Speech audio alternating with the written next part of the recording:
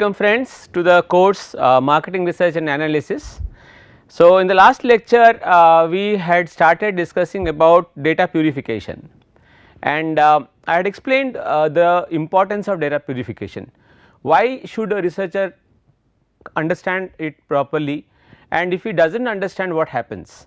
So, as I said, if you do not understand data purification, the role of data purification, then there is a very high probability that you will end up forcefully doing some analysis on your data, and the results could be extremely faulty. So, in order to avoid such situations, the researcher should first understand, look at the data, as I had given an analogy of a doctor. So, when the patient goes to the doctor needs to understand the patient's problem first, the symptoms and the problem, and then only the medication should start. Similarly, your medication is similar to the analysis, statistical analysis, and your symptoms are, whether there is any problem or not, is equivalent to the the type of data that you are having. Now, in the first case we discussed about, as in the last class, was the data three things. So, the first was we talked about the missing data, the case of missing data, right. What happens if I have a lot of missing data, which usually is present in most of the studies, right. So, if there is missing data, generally what to my knowledge, what I have seen people doing is they try to feed in some number, arbitrary number, right. So, by doing that, they do not understand that the distribution of the data gets highly disturbed, and that creates a problem in your hypothesis testing, right. So, if there is a way, if there is a scientific way, why not adopt that and try to handle the missing data problem, and it is not very difficult also, it is simple. I had shown how to handle missing data and what are the best methods. So, several methods I had said, one of them being the mean substitution method, the regression method, the hot and deck cold deck method, right. So, several methods I had said, where either you can the researcher can go to some prior studies or some another similar looking case and try to bring that data to the missing data and fill it up, or just substitute, calculate and substitute through the mean, right, which is the most simplest and the best. Now, once missing data you have handled, and remember missing data, there are many statistical tests which will not run if you have a case of missing data, but yes, missing data, if it is very less, for example less than 5%, right, if missing data is less than 5%, right, missing data, then in that case the researcher might not be worried, he should not worry much in until unless the software is sensitive to missing data, right. And otherwise, if it is more than 10% or 20%, then you need to see why there is a missing data, what are the causes of that, is it because of a systemic error, or it is something completely random. So, if it is completely random, no issues, but if it is a systemic error, that means one question is another question is responsible for the missing data of another variable, then that is a different, little slightly confusing and a case which should be handled carefully. After missing data, as I said, we discussed, the next we said is a case of outliers. So, we said we need to discuss about outliers and their impact, and then we said we will discuss about normality of data. So, today we are going to discuss these two things in this lecture, okay. So, outliers, as I said. So, if you can see, now there is a pack of apples, and among one green only one red apple is there. So, this looks like the missing odd man out. So, it could be something out of the norm, right. So, what it says outliers are observations with a unique combination of characteristics identifiable as distinctly different from the other observations. What constitutes a unique characteristic? Now, let us see, typically it is judged to be an unusually high or unusually low value on a variable, or a unique combination of values across several variables that makes the observation stand out from the others. Now, for example, in this you see this is the line, right, this is the line, and most of these are the values, this smiley looking faces, they are all the different values. One of them is only in a very somber looking face, crying face, and it is far off. So, this far off crying looking face is away from the group, and he is termed as an outlier, right.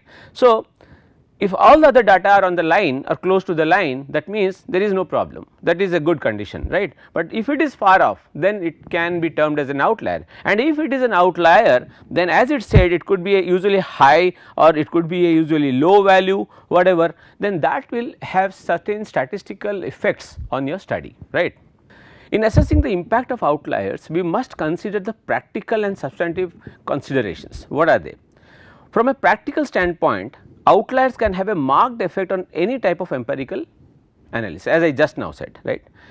It must be viewed in light of how representative it is of the population. So, sometimes just it is an outlier, we feel something is an outlier, we need not reject it out. We need to understand from the objective of the study whether we need to really reject it or we need to keep it, because that is a very fundamental question that always arises whenever there is an outlier, what should you do, and the first hand that gets up says we need to reject it or we need to delete it. No, not necessarily, right.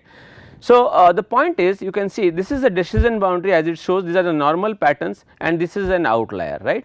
So, it is away, but the question is how logically you can explain your outlier, that is of prime importance. Now, example, assume that we sample 20 individuals to determine the average household income. In our sample, we gather responses that range between $20,000 and $1 lakh, so that the average is $45,000. But assume that the 21st person has an income of $1 million.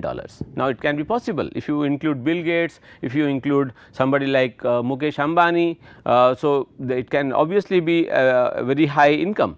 If you include this value, the average income increases to more than 90,000, which was earlier 45,000, is now becoming more than 90,000. So, just imagine, so this value is a very highly different value. Obviously, the outlier is a valid case. So, we do not mean to say that Bill Gates does not exist or Mukesh Ambani does not exist, but it is a valid case. But what is the better estimate of the average household income? The better estimate is 45,000 or 90,000. So, the question is, suppose I am doing a study, the question you have to ask yourself as a researcher is, which is the better estimate? Is 45,000 the better estimate or 90,000? Suppose somebody will say, I do not mind, 90,000 is my better estimate, I am feeling, then he can include that 1 million salaried person like Bill Gates, and maybe he can have a 90,000 value. But suppose he feels no, it is one out of it is a very different separate value which is not going with the trend or with the normal average household, then in that case you need to reject that value of Bill Gates. Okay. The researcher must assess whether the outlying value is retained or eliminated, as I had said, due to its undue influence on the results. So, do you want to retain it or you do not want to retain it? It is entirely on the logic and the objective of the study for the researcher. Okay. How representative of the more wealthy segment is the millionaire? Now, let us see. If the researcher feels that it is a small but viable segment in the population, then perhaps the value should be retained. Suppose the researcher feels it is a small viable segment, it is a viable segment, that means potential segment where you can maybe sell your products or services or something, it is a small but viable segment, then why should he unnecessarily delete it? He will not delete it, right, he will retain it. But however, this millionaire is the only one in the entire population, suppose, and truly far above everyone else, that is unique and represents an extreme value, then it may be deleted. So, if your population is a small population and you have maybe only a few data, there you might not be rejecting or deleting it, you can retain the millionaire. But suppose the population is this entire box, this entire thing, and there are large number of households and one of them is an outlier, then hardly it makes an impact on our study. So, we need not try to keep it and we can ignore and delete that, right. Why do outliers occur? The first question, fundamental question. It can be classified into one of the 4 classes based on the source of their uniqueness. The first classes arises from a procedural error, such as a data entry error or a mistake in coding. While typing, for example, the data, what you have done is instead of let us say 4, you have written 3 and 4 because they were close values on the keyboard. So, 3 and then 4 and then it became 34. So, 34 is an unusually high value for a scale which was to be measured between 1 and 5 or 1 and 7, right, 1 to 5 or 1 to 7. So, this is a procedural error. These outliers should be identified in the data cleaning stage, but if overlooked they should be eliminated or recorded as missing values. This is something, there is no objective, there is no logic behind this. So, this needs to be deleted or thrown out, right. The second class of outlier is the observation that occurs as the result of an extraordinary event. Now, this is not a mistake, but it is an extraordinary event which accounts for the uniqueness of the observation. Example, assume we are tracking average daily rainfall. So, every day you are trying to measure the rainfall, right, and you suddenly find that there is a hurricane that lasts for several days and records extremely high rainfall levels. So, this hurricane has come for let us say 5 days, 6 days, and the rainfall at this time period has been very high. These rainfall levels are not comparable to anything else recorded in the normal pattern. If included, they will markedly change the pattern of the results, obviously, right. So, the researcher must decide whether the extraordinary event fits the objective of the research or not, right. If so, the outlier should be retained in the analysis. If he feels no, the hurricane is a natural event, why should it be deleted? So, he can retain it. If he feels no, the hurricane is a one-off event and it normally does not happen. So, why should I say my average rainfall is this much and adding the hurricane's result, because hurricane is not a natural event, then he can delete it. So, the logic of the researcher here plays an important role. The third class of outlier comprises extraordinary observations for which the researcher has no explanation. The researcher has no explanation. In these instances, a unique and markedly different profile emerges. Although these outliers are the most likely to be omitted, they may be retained if the researcher feels they represent a valid element of the population. Perhaps they represent an emerging element or an untapped element previously not identified. If you remember, look, let me give an example, right. So, it was a case I think I had said in one of the classes where a company was selling hair dye and it targeted, obviously hair dye is to be targeted to human beings, and they found that the sales suddenly hair dye sales suddenly went extremely up because they found that in one of the places the hair dyes were being used for selling animals, that is buffaloes, to increase the texture of the the color of the buffalo's skin, right. So, to make it more darker. Now, this example if you take, it is an extraordinary observation which naturally nobody had even thought of, right. So, if you feel it is a viable segment tomorrow, the animal cattle segment is a viable segment and you want to keep it, then maybe it is okay. But suppose it is a extraordinary observation and you do not want to keep it, or you had no idea even, then it entirely is on the researcher again, right. The fourth and final class of outlier contains observations that fall within the ordinary range of values. These observations are not particularly high or low, but are unique in their combination of values across. Now, this is very interesting and you regularly face it, although you might be thinking what it is, but you regularly face this. Let us see, in this situation the researcher should retain the observation unless specific evidence is available that discounts the outlier as a valid member of the population. Now, for example, you must have seen in some cases people give unknowingly or without reading, they give you scores, right. So, 3 3 3 3 3 3 3 3 4 4 4 4 4 4 4 4. So, these are cases, these are not natural or normal. So, these are the cases we are talking about. Key point, once identified, outliers may be profiled to aid in placing them into one of the 4 classes just described. Okay. Finally, the researcher must decide on the retention or exclusion of each outlier. So, the outlier is not to be, the word outlier comes to somebody's mind and the first thing the researcher says is remove it, delete it. No, not necessarily. You have to understand the logic behind it, judging not only from the characteristics of the outlier, but also from the objective of the analysis or the study. Okay. Now, let us see the methods. How do you detect the outlier? Outliers can be identified from a univariate, bivariate or a multivariate perspective based on the number of variables considered. So, if you have one variable or two variable or more than two variable, more than 2 variable, it depends. So, what will you do in this case? How would you identify the outlier? First let us talk about the univariate detection. Okay. That means what? You have only one variable here. Examine the distribution of observations for each variable in the analysis and select as outliers those cases falling at the outer ranges, high or low, whatever it is, of the distribution. The primary issue is establishing the threshold for designation of an outlier. So, you have to understand what is the threshold, what is the limit after which I will say ki this is an outlier. I will tell you how to find that, right. The typical approach in the univariate case first converts the data to standard scores. Now, standard scores if you remember are nothing but z scores, x minus mu upon standard error. So, you can calculate the standard error which has a mean of 0 and a standard deviation of 1. Because the values are expressed in a standardized format, comparisons across variables can be made easily. Since everybody now falls, all the values fall between 0 and 1. So, that becomes easy for any researcher to understand whether we can call it a case of a outlier or not, right. So, there is a limit of plus minus 2.5 that is taken. So, in suppose you have a large number of data sets and you find that the data set the value is more than 2.5 times of the distribution, then we say it is a typical case of a outlier. Okay.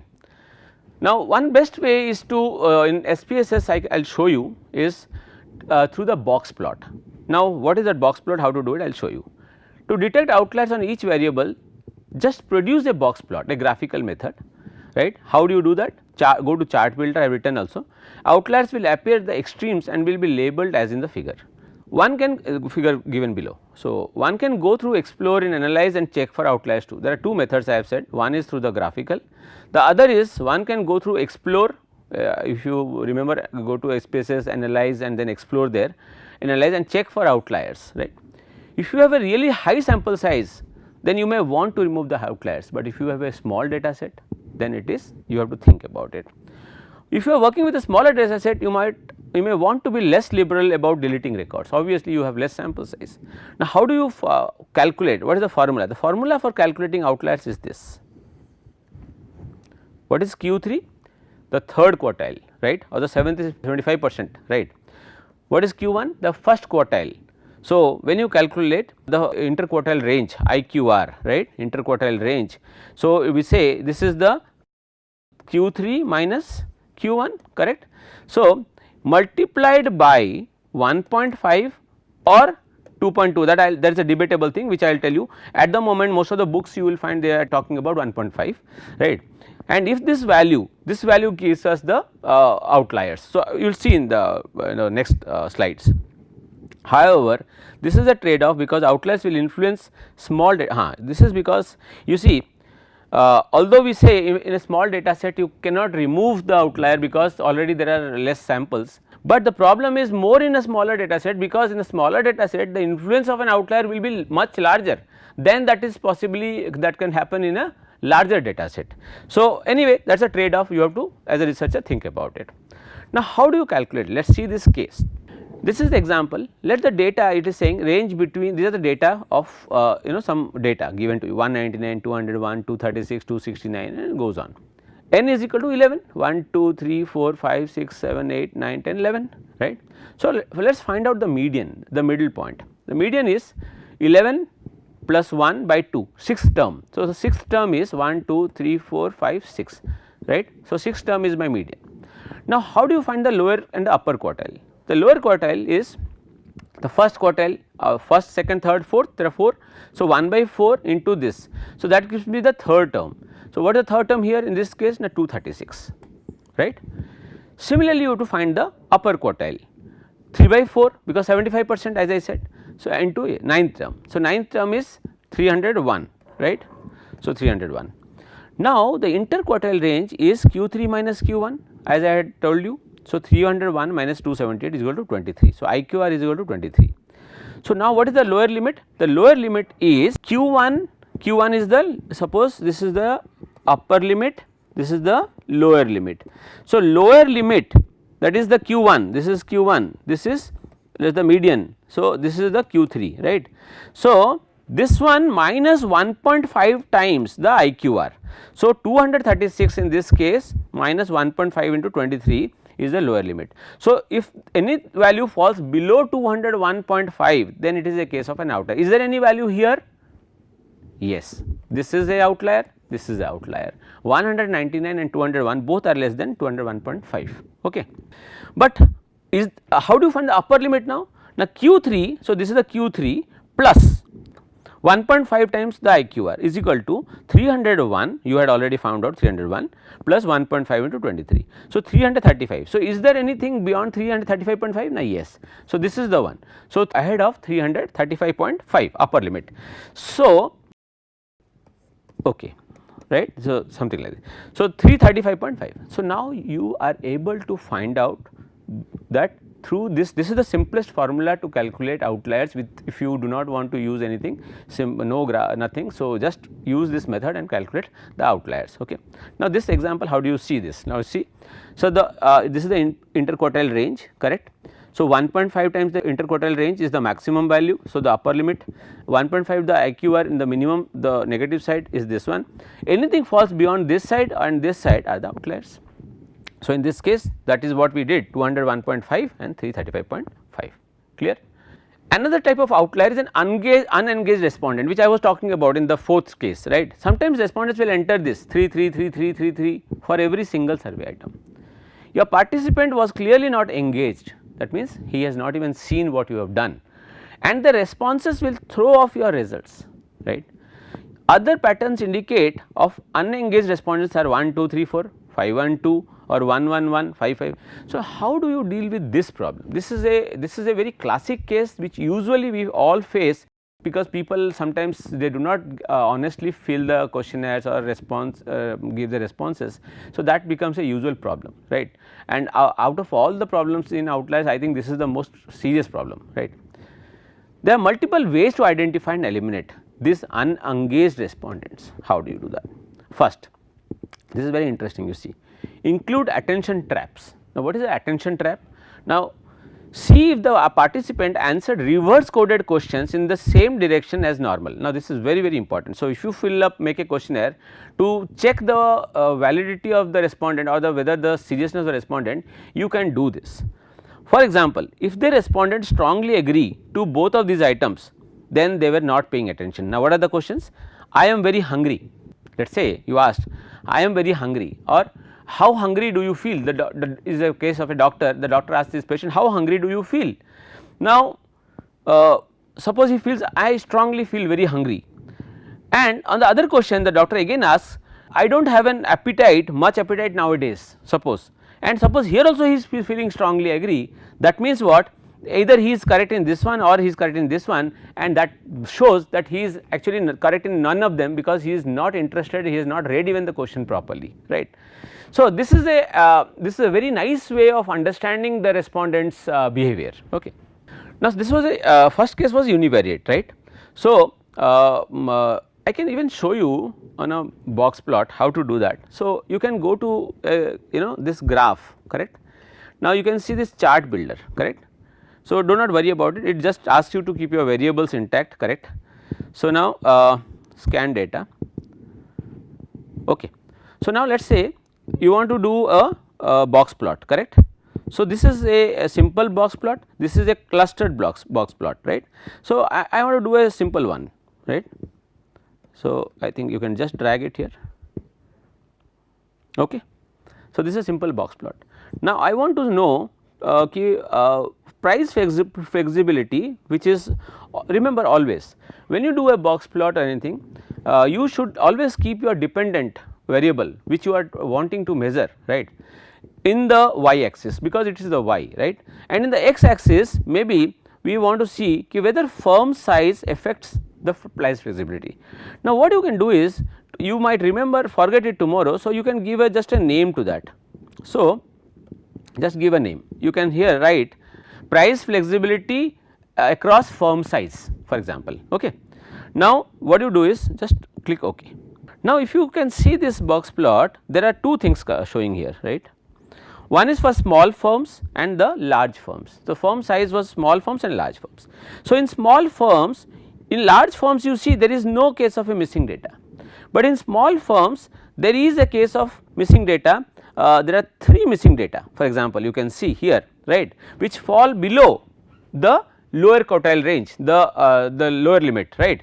So, this is how you find the outliers, correct. So, these are the outliers, the numbers have been written. So, these numbers are nothing but the case numbers. So, the 82nd case, the 64th case, then the 17th case, 82, 64, 17, there are 4 cases in this case I think, yeah 4 cases, right.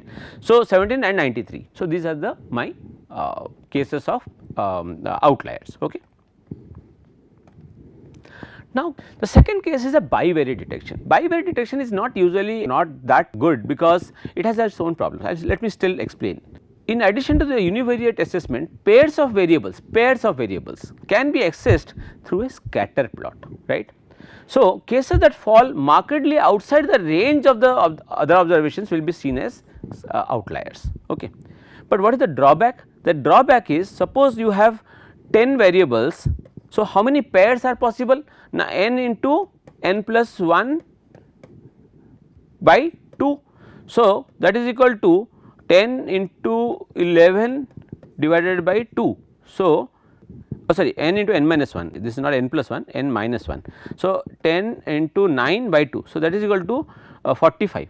So, 45 pairs observations, who will do so many graphs, scatter plots and check it. So, generally we try to avoid it, and if you have a bivariate, instead of bivariate also is more than 1. So, you can do maybe a multivariate test for that, right. So, what I am doing is I will take a break, I will explain the multivariate detection in the next lecture, right. We will carry forward here because I think it is almost time for this lecture, and today what we discuss is the importance of the outliers and how outliers need not be seen as a villain all the time.